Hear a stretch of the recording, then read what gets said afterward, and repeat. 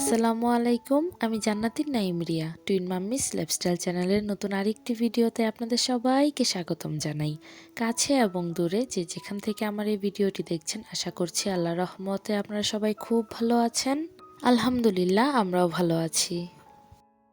এখন বাজে সকাল 10টা। আজকে সকাল সকাল ভিডিও শুরু করেছি। আজকে ইনশাল্লাহ আমি সারাদিন কি করি আমার দুই বাচ্চাকে নিয়ে সেগুলো আপনাদের সাথে শেয়ার করব। আশা করছি আমার এই ভিডিওটি আপনাদের সবার খুব ভালো লাগবে।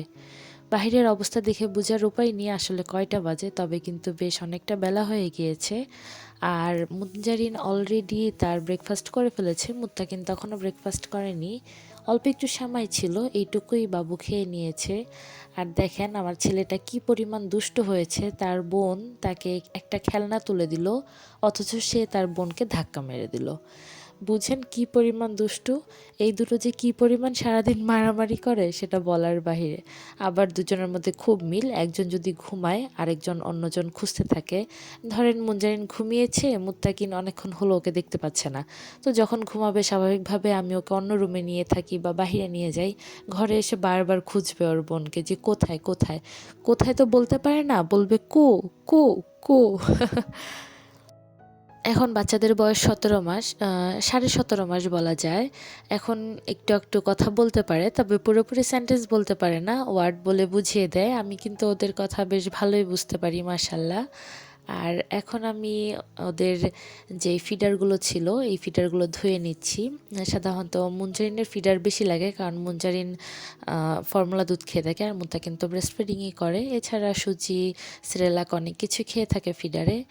যাই হোক, বাবুদের টুকটাক কাজ গুছিয়ে নিলাম, তারপর চলে এলাম রুমটাকে হালকা ক্লিন করে নিব। আর ওইদিকে বাচ্চারা কিন্তু খেলাধুলা করছে। মাঝে মাঝে দেখতে পারবেন যে আমার ক্যামেরাটা কেঁপে কেঁপে উঠছে, এর একটাই কারণ, তার কারণ হচ্ছে যে মুনজারিন একটু পরপর আসছিল, দেখছিল যে আমি কি করি। তো তখন ও আমার ফোনটা ধরতে চাচ্ছিল, তখন একটু একটু কেঁপে কেঁপে উঠছিল আর কি। যাই হোক, আশা করি আপনারা বুঝছেন বা বুঝে নিবেন যে বাচ্চার ঘর বলে কথা কতটা অসুবিধা থাকে আর কতটা এলোমেলো থাকে।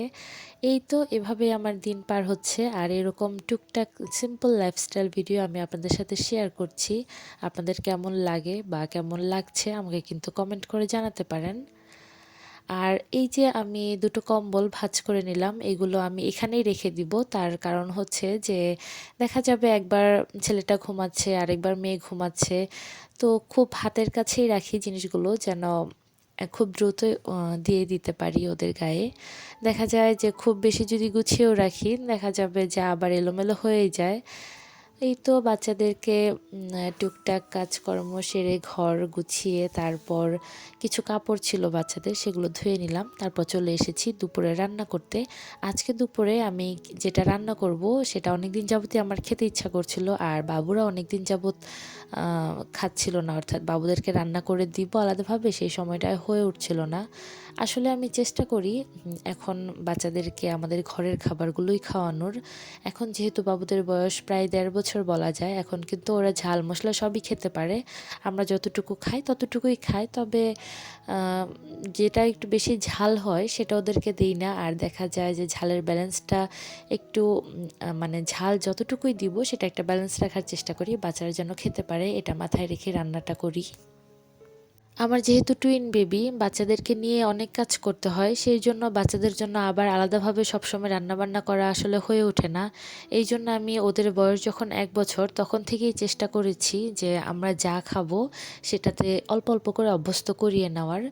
তো যখন আমি সলিড ফুড খাওয়ানো শুরু করেছি, 8 মাস থেকে মাছ মাংস খাওয়ানো শুরু করেছি, তখন কি করতাম যে আমাদের তরকারির মাছ মাংসগুলোই তুলে নিয়ে ধুয়ে তারপর ওদেরকে খাওয়াতাম। আর তারপর এভাবে আস্তে আস্তে অভ্যাস করিয়ে ফেলেছি আমাদের তরকারিগুলো খাওয়ানোর। তবে যেহেতু বাচ্চার খাবারে 1 বছর আগে অনেক তেল মশলা না ব্যবহার করাই ভালো, লবণটা না ব্যবহার করাই ভালো, সেই জন্য 1 বছর পর থেকে আমরা যেই তরকারিটা খেতাম সেটা ওদেরকে দিয়েছি। দেখতেই পাচ্ছেন আমি কিন্তু আজকে খিচুড়ি রান্না করে নিয়েছি, আর খিচুড়িতে বেশ কয়েক আইটেমের শীতের সবজি ব্যবহার করেছি, সাথে একটু ছোলাও দিয়ে নিয়েছি। আর ঝাল মশলা কতটুকু দিয়েছি আপনারা দেখতেই পেলেন, খুব বেশি যে ঝাল হবে তাও না, আবার খুব যে কম ঝাল হবে তাও না, অর্থাৎ ঝালের ব্যালেন্সটা সবসময় রাখার চেষ্টা করি, যেহেতু বাচ্চারা খাবে সেটা মাথায় রেখেই রান্নাটা করি। ওইদিকে খিচুড়ি বসিয়ে দিয়েছি আর এদিকে আমি একটু সালাদ বানিয়ে নিয়েছি। ভিডিওটি আপনাদের সাথে শেয়ার করতে একটু দেরি হয়ে গিয়েছে আর আপনারা কবে দেখছেন আমি জানি না, তবে এই ভিডিওটি আমি ধারণ করেছি 8 তারিখে, 8 জানুয়ারি 2025। ওই দিন কিন্তু সারা বাংলাদেশে অল্প অল্প বৃষ্টি হয়েছে এবং ভালোই ঠান্ডা ছিল, তবে দুপুরের একটু পরে মানে এই 2টা 2:30টার দিকে একটু হালকা রোদ ছিল। সেই রোদের কিছুটা আভাস আমার রান্নাঘরে পড়েছিল আর সেটাই আপনারা দেখতে পাচ্ছেন।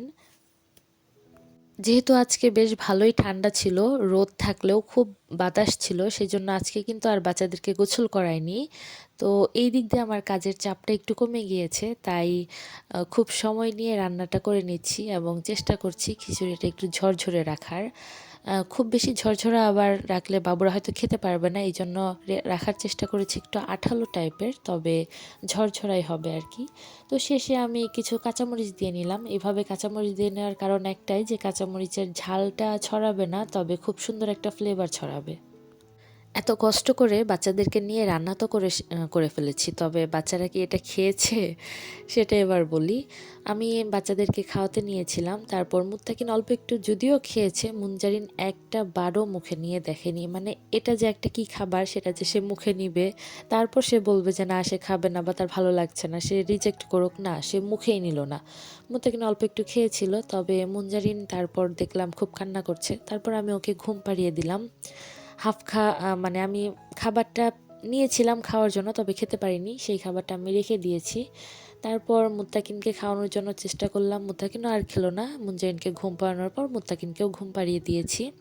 এই যে দেখতে পাচ্ছেন ছেলেটা এখন আমার কোলে, ও ঘুমিয়ে গিয়েছে। এখন ওকে শুয়ে দিব আর তারপর আমার যে টুকটাক কাজ ছিল সেগুলোও সেরে নেব। আমার চ্যানেলটার নামই কিন্তু টুইন মাম্মিস লাইফস্টাইল।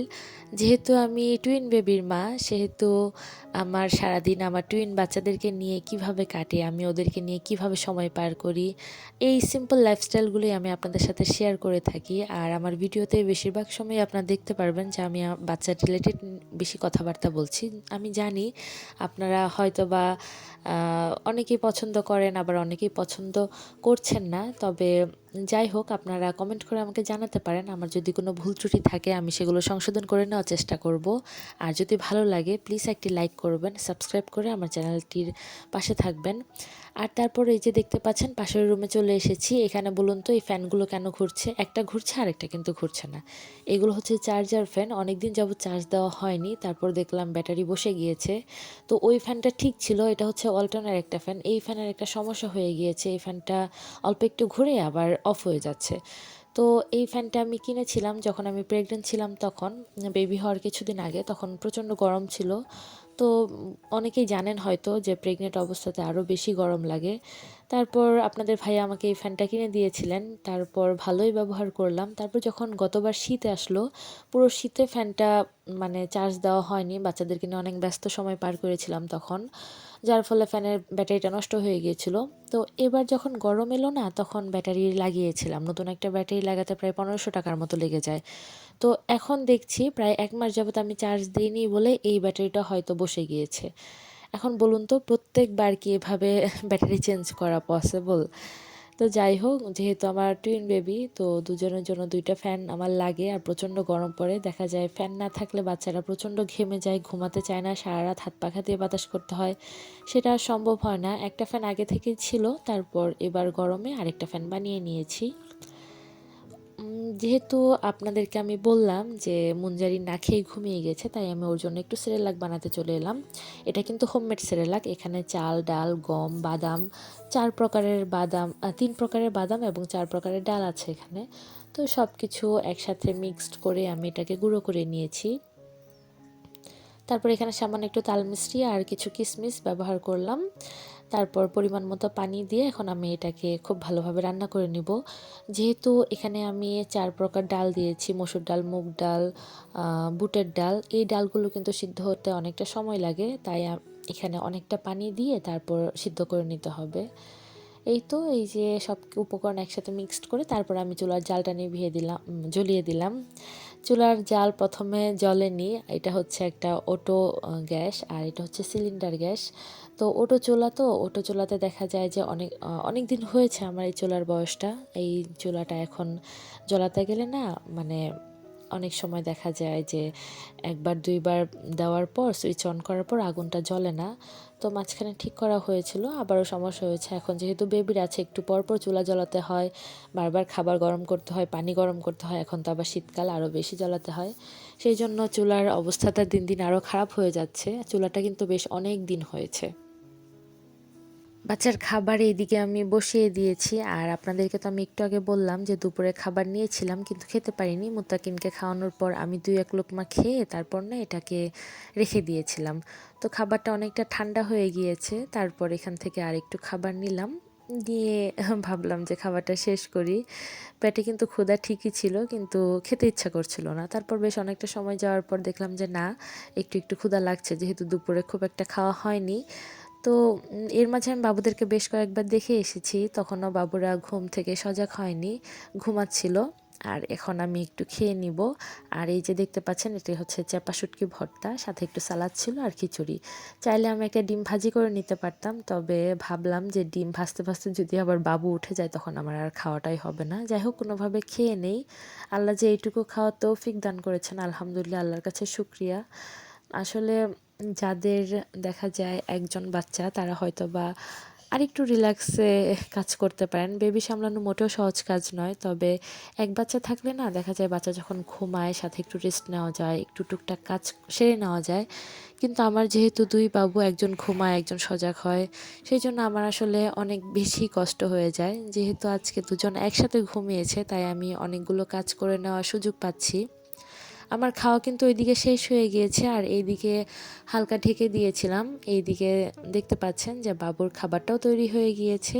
আর এই যে গোটা গোটা দলাগুলো দেখতে পাচ্ছেন, এগুলো কিন্তু খাবার দলা পেকে যায়নি, এটা হচ্ছে কিশমিশ যে দিয়েছিলাম সেই কিশমিশগুলো এরকম দেখা যাচ্ছে। বাবুরা যেহেতু ঘুমাচ্ছে, ভাবলাম কি করব, একটু বাইরে দেখে আসি বাইরের কি অবস্থা, সাথে আপনাদেরকেও দেখাই। এই যে দেখতে পাচ্ছেন সন্ধ্যার আগ মুহূর্তে তখন কিন্তু বেশ ভালোই বাতাস আমাদের এদিকে। আমি জানি না ক্যামেরায় কতটা বোঝা যাচ্ছে, তবে গাছের পাতা বেশ নড়ছিল, ভালো বাতাস দিচ্ছিল। শীতের দিন বাতাস মানে বুঝতেই পারছেন প্রচণ্ড ঠান্ডা ছিল। যদিও হালকা একটু রোদ উঠেছিল, সেটা একদম শেষ বিকালের দিকে। এই যে দেখতে পাচ্ছেন এটা কিন্তু গাছের পাতাটা নড়ছে সম্পূর্ণ বাতাসে। আর এই সাইডে যেই জামা কাপড় দেখতে পাচ্ছেন, এই কাপড়গুলো সম্পূর্ণ শুকিয়ে গিয়েছে। এখন বাচ্চাদের কাপড়গুলো আমি ঘরে নিয়ে যাব, তারপর হচ্ছে এক গাদা কাপড় ভাঁজ করতে হবে, আর যেগুলো ভিজা ছিল সেগুলো আবার আলাদাভাবে নেড়ে দিতে হবে। তো বুঝতেই পারছেন বাবু যেহেতু দুজন, তার উপর আবার শীতকাল, প্রচণ্ড জামা কাপড় হয়, আর জামা কাপড় ঠিক মতো শুকাতেও চায় না। যদি রোদ থাকে তাহলে কিন্তু কাপড় চোপড় ঠিকই শুকিয়ে যায়, আর রোদে শুকালে কাপড়গুলো থেকে কোনো গন্ধ হয় না, নাহলে জমে থেকে আবার গন্ধ হয়ে যায়। আর এই যে যে মুরগিটা দেখতে পাচ্ছেন, এটা কিন্তু বাচ্চা দিয়েছে, আপনাদেরকে দেখিয়েছিলাম যারা আমার শুরুর দিকে ভিডিও দেখেছেন। এখন আছে মাত্র 5টা বাচ্চা, বাচ্চা তুলেছিল 9টা, বাকি 4টাগুলো নাই হয়ে গিয়েছে। তারপর এই যে বাচ্চাদের জামা কাপড় নিয়ে ঘরে চলে এসেছি, আর এসে দেখছি আমার মেয়েটা তখন এইভাবেই ঘুমাচ্ছে, আর ছেলেটা একটু নড়েছিল, অর্থাৎ যেভাবে শুয়েছিলাম তার একটু অন্যরকম ভাবে শুয়ে আছে। আর তারপর একটু নড়াচড়া করে না মেয়েটা সজাগ হয়ে গিয়েছিল। তো ভাবলাম মেয়ের হয়তো যেহেতু না খেয়ে ঘুমিয়েছে, ওকে একটু খাওয়ানো দরকার, সজাগ হয়ে গেলে দেখা যাবে আর খেতে চাইবে না। তো ভাবলাম যে ওকে আবার একটু ঘুম পাড়িয়ে দিয়ে খাইয়ে দিব। হাতের কাছে খালি একটা ফিডার ছিল, সেই ফিডারটা ওর মুখে দিয়েছি। এখন আমি ওর জন্য খাবারটা ঠান্ডা করে নিচ্ছি। এখানে আমি সেরেলাকটা ফিডারে ভরে নিব, আর এই সেরেলাকটা ওকে আমি খাইয়ে দিব। বাবু যখন না খেয়ে ঘুমায় তখন আমি এভাবে খাওয়ানোর চেষ্টা করি, ও খেয়ে নেয়। আর রাতেও মাঝে মাঝে ওইভাবে খায়, তো যার ফলে ওর অভ্যাস আছে ঘুমের মাঝে খাওয়ার। অনেকে হয়তো বলবেন যে আপু ঘুমের মাঝে খাওয়ানো ঠিক না। হ্যাঁ, আমি জানি যে ঘুমের মাঝে খাওয়ানো ঠিক না, তবে আমার বাচ্চা মাঝে মাঝে ঘুমের মাঝে খায়। আর ও উঠে গিয়েছিল সাধারণত খাওয়ার জন্যই, আমি ওর মুখে ফিডার দেওয়াতে ও ফিডারটা চুষে আবার ঘুমিয়ে গিয়েছে। আর এই যে এখন ওর মুখে আমি খাবারটা দিচ্ছি, দেখবেন এখন ও নিজে নিজেই খেতে পারবে। সারাদিন 2 বাচ্চা নিয়ে অনেক ব্যস্ততার মাঝে কেটে যায়। এই জন্য হয়তো আমি আপনাদের সাথে ঠিকমতো ভিডিও শেয়ার করতে পারি না, তবে যতটা সম্ভব চেষ্টা করি। অনেক বেশি কষ্ট হয়ে যায়, তারপরও আপনাদের কাছ থেকে ভালোবাসা পাওয়ার আশায় মাঝে মাঝে আপনাদের সাথে আমার লাইফস্টাইল ভিডিও দেওয়ার চেষ্টা করি। আপনাদের যদি ভালো লাগে প্লিজ আমাকে সাপোর্ট করবেন। মুনজারিনের ফেসে এগুলো অ্যালার্জি হয়েছে, আর এই যে দেখতে পাচ্ছেন এত এত কাপড় চোপড়, এগুলো হচ্ছে শুকনা কাপড় চোপড়, আর ওই সাইডের গুলো হচ্ছে ভেজা কাপড়। এখন আমি এগুলোই ভাঁজ করব। সারাদিন আমার এভাবেই কেটে যায় ব্যস্ততার মাঝে। সবাই আমার বাচ্চাদের জন্য দোয়া করবেন। আজকে এখানেই বিদায় নিচ্ছি, ভালো থাকবেন, সুস্থ থাকবেন, আল্লাহ হাফেজ।